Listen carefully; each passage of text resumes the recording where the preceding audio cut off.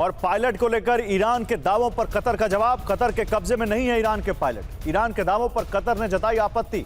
Qatar के विदेश मंत्रालय के प्रवक्ता ने पायलटों के कतर के कब्जे में होने का इनकार किया है। उन्होंने कहा ऐसा कुछ नहीं है, हमारे पास कोई ईरान के पायलट वायलट नहीं है, ये झूठ है। तो कतर वर्सेस ईरान, कब्जे में पायलट। आइए आपको इस बारे में और जानकारी देते हैं। तेहरान का दावा है कि ईरान के 3 पायलट कतर के कब्जे में, जावेद सालेही, अब्दुल दश्तियान और इमरान बोरोशियान। यह दावा है कि तीनों पायलट कतर के कब्जे में। 2 मार्च को सुखोई 24 जेट क्रैश हुआ था, जिसके पायलट को कतर ने बंधक बनाया। ईरान का दावा है कि पायलटों से संपर्क नहीं करने दे रहा कतर। ईरान ने international committee of the red cross से इसकी शिकायत की है। 3 ईरानी पायलटों की रिहाई की मांग कर रहा है तेहरान, लेकिन कतर का कुछ और कहना है। कतर का दावा है कि उनके कब्जे में कोई ईरानी पायलट नहीं। कतर ने कहा है कि पायलटों से संपर्क की कोशिश की, लेकिन हमें कोई जवाब नहीं मिला।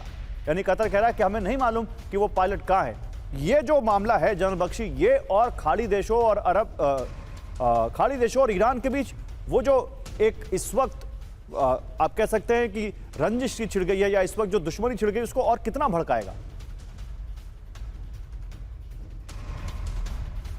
देखिए, एक तो ये भी बात हो रही थी कि वो कह रहे हैं कि हम ग्राउंड अटैक्स कर सकते हैं कुछ खाड़ी के देशों पे, खासकर बहरीन वगैरह के ऊपर, कुवैत के ऊपर।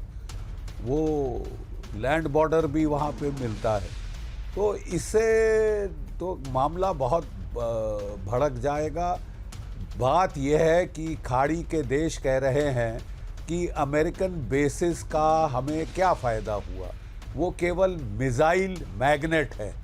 वो ईरान के मिसाइलों के लिए चुंबक जैसा काम कर रहे हैं और हम पे धड़ाधड़ गिरे जा रहे हैं। अमेरिका ने अपने सारे अच्छे मिसाइल लगा दिए हैं इजराइल के बचाव के लिए, उसके अपने सैनिक पिट रहे हैं इन बेसिस के ऊपर। ये कब तक ये ड्रामा चलेगा, मुझे तो समझ नहीं आ रहा। अब तो बिल्कुल इसका कोई लॉजिक नहीं दिखाई दे रहा इस लड़ाई के कंटिन्यूएशन का। रिजीम चेंज के लिए किया था, वो तो गया भाड़ में। फिर बोला कि हम न्यूक्लियर बॉम्ब नहीं बनाने देंगे। खबरें आ रही हैं कि ईरान ने न्यूक्लियर बॉम्ब बना लिया है। तो आप कर क्या रहे हैं वहाँ पे, हमें तो ये समझ नहीं आया। हम उनके मिसाइल ख़त्म कर देंगे, वो मिसाइल लगातार दागे जा रहा है। मिसाइलों की रफ्तार में कोई फर्क नहीं पड़ रहा। जितनी देर आप ये लड़ाई करेंगे, आप कॉम्प्लिकेट करेंगे मैटर्स, आप दुनिया की इकोनॉमी की तबाही और नजदीक लाएंगे। ठीक कह रहे हैं सर। इसी बीच देखिए कुछ और बड़ी खबरें आ रही हैं अरब से, वो भी ले लेते हैं, फिर आपके पास आता हूं। खत्म हो गए। यमन के अंदर हूती का कोहराम देखिए। यमन के अंदर हूती एक बार फिर कोहराम मचा रहा है। मोखा पोर्ट में 6 बैलिस्टिक मिसाइलों से हमला किया है। मोखा पोर्ट पर तबाही हुई है, कई जहाज डूब गए। और इसी बीच देखिए बैलिस्टिक मिसाइल हमलों से दहल गया मोखा पोर्ट। हूती ने 6 बैलिस्टिक मिसाइलों से हमला किया है। यमन फोर्स के कब्जे वाले पोर्ट को दहलाया है। हमले में कई जहाज डूबे हैं, 7 लोगों की मौत हो गई है। मोसाद कमेंट्री का बड़ा दावा है। तो हूती देश के अंदर भी और देश से बाहर भी लगातार बवाल मचाए हुए है, कोहराम मचाए हुए। अब यमन सेना के कब्जे में जो मोखा पोर्ट था, वहां पर हमला कर दिया उन लोगों ने। और इसी बीच हूती के हमलों से मोखा पोर्ट पर तबाही मच गई। एक हफ्ते में मोखा पर तीसरा बड़ा हमला हुआ है। हमले से मैरीटाइम ऑपरेशन बंद, कई बोट नष्ट हो गई। $16 मिलियन से ज्यादा के नुकसान का दावा किया गया है।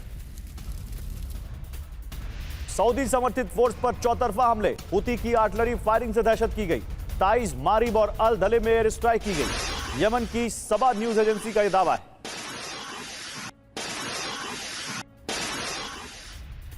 और यमन के मारिब में हूती का मिसाइल हमला, 4 बैलिस्टिक मिसाइल और 4 ड्रोन से हमला किया गया। मारिब में मिलिट्री डिपो तबाह किया गया। सऊदी समर्थित बलों के ठिकाने दहला दिए हूती से।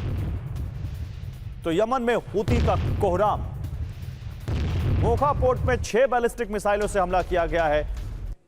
मोखा पोर्ट में ताइज, पहले देखिए, आइए आपको ग्राफिक्स जरिए दिखाते हैं। मोखा पोर्ट में देखिए 6 मिसाइलों से हमला किया गया है। ताइज, मारिब और अल धले में सऊदी समर्थित फोर्स को टारगेट किया गया है। एक हफ्ते में दूसरी बार मोखा पोर्ट को दहलाया है। हमलों से पोर्ट का मैरीटाइम ऑपरेशन बंद। हमले में कई जहाज डूब गए, 7 लोगों की मौत हो गई। $16 मिलियन से ज्यादा के नुकसान का दावा किया गया है। प्रोफेसर राजन कुमार, एक बड़ा सिंपल सा सवाल है, बहुत आसान सा, एकदम 5th क्लास का।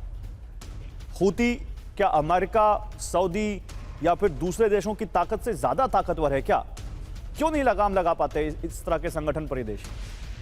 देखिए गौरव, ये सवाल आसान नहीं है, ये बहुत ही मुश्किल सवाल है। उसका कारण सबसे बड़ा यह है कि हूती कोई ऑर्गेनाइज्ड उसका बेस नहीं है कि वो वहाँ की मिलिट्री है, यहाँ पे आप अटैक करेंगे तो वहाँ पे मिलेंगे। क्योंकि वो काफ़ी डिस्पर्स्ड फोर्सेस हैं, एक तरह से गुरिल्ला फोर्सेस की तरह से काम करते हैं, तो वो कहीं से भी अटैक करते हैं और इस कारण से उनको कंट्रोल करना काफ़ी मुश्किल है। ये यमन की जो सरकार है उसको भी कंट्रोल करना मुश्किल है। और आप जानते हैं कि वो जिस ढंग से वो सऊदी अरब पे अटैक कर रहे हैं, उसका सबसे प्रमुख कारण है कि सऊदी अरब भी उन पे काफ़ी अटैक करते रहता है। और चूंकि उनको मिसाइल और दूसरा जो सिस्टम है वो ईरान ने प्रोवाइड किया हुआ है, तो इस कारण से ईरान को इसीलिए बोला जाता है कि ये सारे प्रॉक्सी फोर्सेस हैं, इनका कोई फिक्स बेसिस नहीं है उस ढंग से।